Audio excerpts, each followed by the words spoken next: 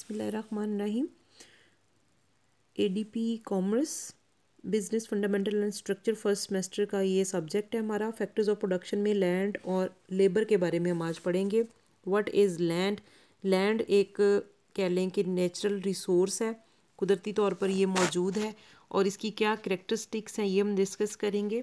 Land actually natural resources में एक ऐसी चीज़ है जिसके बगैर कोई भी काम नहीं हो सकता।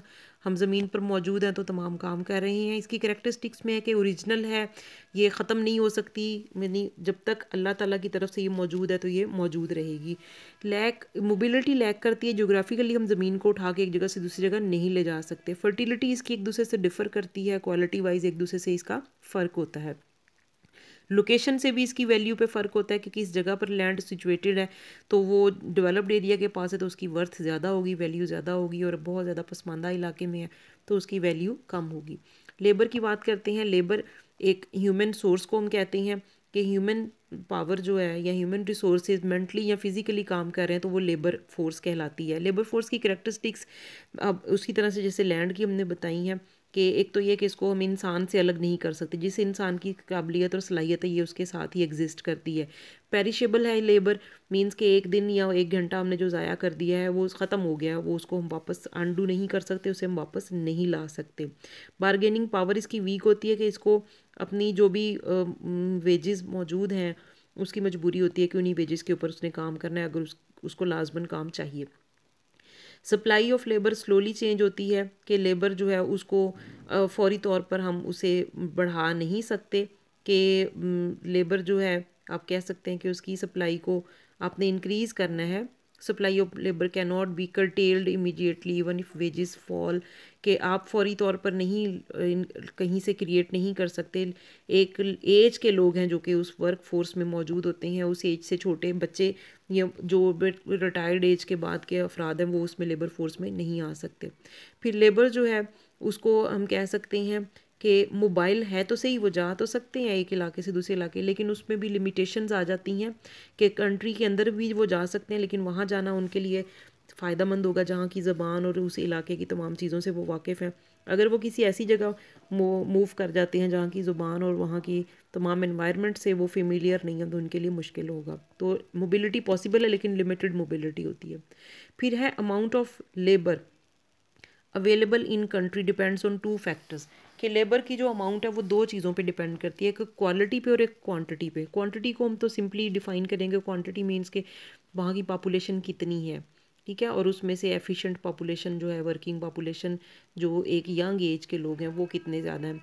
क्वालिटेटिव एस्पेक्ट्स में हम देखेंगे कि कौन से फैक्टर्स हैं जो उसकी एफिशिएंसी को अफेक्ट करते हैं। उसमें रेस है, यानी उसको इनहेरिटेडली जो चीज़ मिलती है विरासत में, क्योंकि इस तरीके से काम करता है, लगन से काम करने वाले लोग हैं, कैसे लोग हैं। क्लाइमेट कैसी है, बहुत कोल्ड है या बहुत हॉट क्लाइमेट है, उसकी वजह से लोगों की एफिशिएंसी अफेक्ट होती है। एजुकेशन पॉजिटिवली अफेक्ट करती है। पर्सनल क्वालिटीज़ होती हैं हर इंसान की, कि हर इंसान दूसरे इंसान से मुख्तलिफ है, काम करने की सलाहियत उसके अंदर ज़्यादा है तो वो अच्छा काम कर सकेगा। ऑर्गेनाइजेशन और इक्विपमेंट उसे कैसा प्रोवाइड किया गया ये चीज़ उसके काम को डिटरमिन करेगी। इन्वायरमेंट कैसा मिला है, वर्किंग आवर्स उसके कितने, बहुत ज़्यादा तो नहीं है, उसको पेमेंट कितने टाइम के बाद मिलती है, फौरी पेमेंट मिल जाती है तो वो मोटिवेट होगा काम करने के लिए। उसको ऑर्गेनाइजेशन कैसे उसको लेबर को ऑर्गेनाइज़ किया जाता है कि उसकी तमाम जो चीज़ें हैं उसको उसकी तमाम ज़रूरियात को देखा जाता है या नहीं देखा जाता। वेलफेयर एक्टिविटीज़ उसके लिए की जाती हैं, उसको मेडिकल अलाउंस, हाउसिंग फैसिलिटीज़ हैं, कन्वीनियंस अलाउंस है, ये तमाम चीज़ें उसे दी जाती हैं या नहीं दी जाती। फिर इसके बाद आ जाता है डिवीजन ऑफ लेबर, कि लेबर को उसके काम के हिसाब से अगर हम डिवाइड कर देते हैं, स्पेसिफाई कर देते हैं कि इस शख्स ने ये काम करना है तो उसके कुछ एडवांटेजेस हैं। एक तो उससे प्रोडक्टिविटी इंक्रीज़ होगी, हर इंसान वो काम डेली करेगा तो वो सीखेगा, ज़्यादा क्विकली उसे परफॉर्म कर सकेगा, वो उसकी स्किल इंक्रीज़ होगी और लार्ज स्केल पर प्रोडक्शन करना उसके लिए आसान होगा।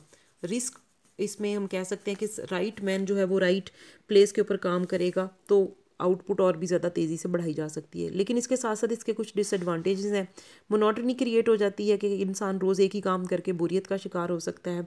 रिस्क ऑफ अनएम्प्लॉयमेंट हो सकता है कि वो उस काम से निकल जाए तो उसे वैसे ही सेम काम मिलेगा तो वो काम कर सकेगा, अदरवाइज़ उसके काम करने की सलाहियत उसके पास नहीं होगी कोई दूसरी। अब हम बात करते हैं मोबिलिटी ऑफ लेबर पे। लेबर की मोबिलिटी ज़मीन की तरह से नहीं है, लेबर एक जगह से दूसरी जगह जा सकता है, लिमिटेड मोबिलिटी है, जियोग्राफिकल मोबिलिटी है, एक इलाके से दूसरे इलाके में जाना। अगर वो सिमिलर कंट्री में मूव करता है तो निस्बतन आसान होगा उसके लिए। दूसरी कंट्री में जाने के लिए रिस्ट्रिक्शंस होती हैं, वीज़ा की, पासपोर्ट की रिस्ट्रिक्शंस होंगी उसके लिए।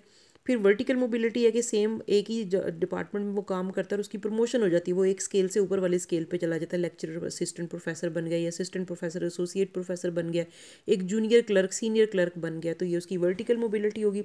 और हॉरिजॉन्टल मोबिलिटी है कि एक शख्स जिस डिपार्टमेंट में काम कर रहा है वो उसी लेवल का ही काम दूसरे डिपार्टमेंट में चला जाता है और वैसे ही सेम सैलरी के साथ वो काम कर रहा है। क्वांटिटेटिव एस्पेक्ट्स में स्टूडेंट्स ये थ्योरी आपने नहीं करनी, आपने सिर्फ यही इसमें ऐड कर लेना है कि क्वांटिटी कैसे लेबर की बढ़ती है, कि अगर ज़्यादा पॉपुलेशन है और वहाँ पे टीन एज या वर्किंग जो पॉपुलेशन है वो ज़्यादा है तो हम कहेंगे लेबर की क्वांटिटी ज़्यादा है।